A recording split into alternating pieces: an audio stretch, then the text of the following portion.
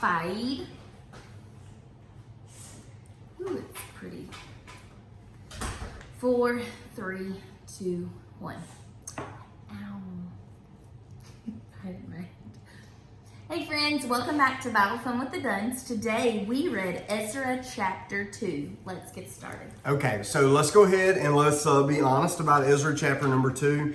When you read it today, you probably didn't get extremely fired up about all the names of all the people who came back. Let me set this in context and tell you why this stuff matters. First of all, you need to understand that when Ezra and Nehemiah were written, Ezra wrote both of these books. They were intended to be one book, but because the books were so large, they separated the two out. Chapter 2 in Ezra is virtually the same information you're going to find in in Nehemiah chapter number 7. Now, look at verse number 1. It says, "Now these are the people of the province who came back from the captivity of those who had been carried away, whom Nebuchadnezzar, the king of Babylon, had carried away to Babylon, and who returned to Jerusalem and Judah, everyone to his own city." Now, what you need to know is that first verse gives us a summary of everything else that we're going to read in this chapter. Everything else that's going to be talking about, that verse is the summary. It's going to tell you, we're going to talk about people, and then it talks about people. Now, I want you to understand, I want you to understand too, that the trip from where they were to back home was 900 miles.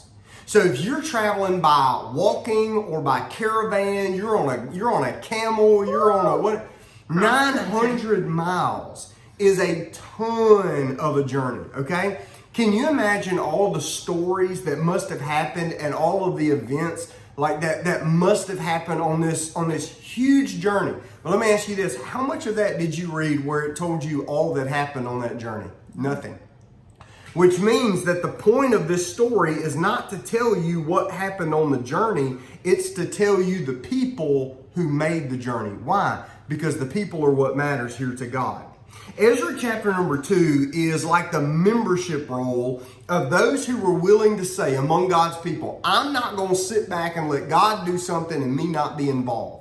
Ezra chapter 2 is the roll of folks that says, here are my Lord, send me. Wherever you are, wherever I see God at work, I'm going to join him there. And that that they are going to go back home and take part in the journey of restoration.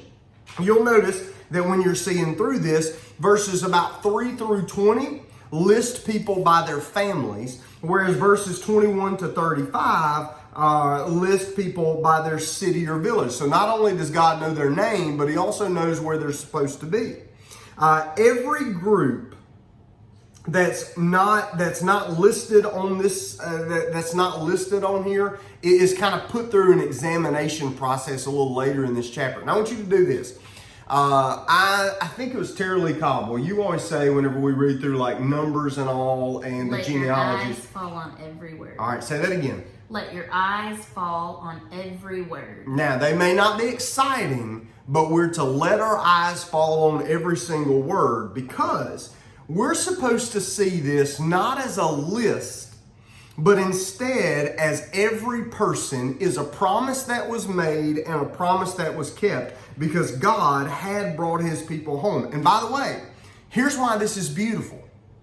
Because if God has purposefully taken charge and saw every name and every face and every place where they were going to bring his people home, won't he much more take every one of us that he knows by name and also take us home? Remember, God knows his people. He knows their names. He knows their places. He knows their families. He knows their journey. And so we praise the Lord for his details in the journey.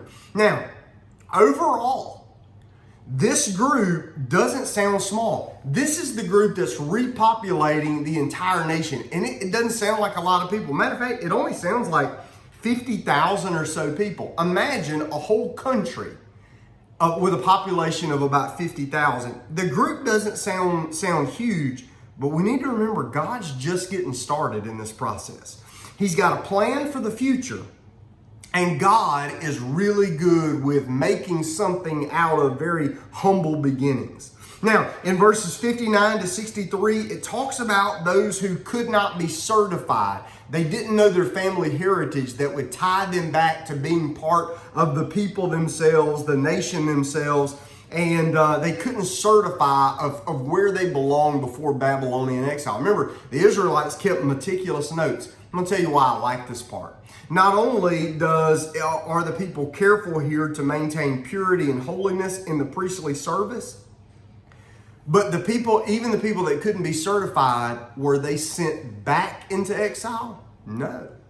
Now, they weren't allowed to serve as priests, but they were still given a home.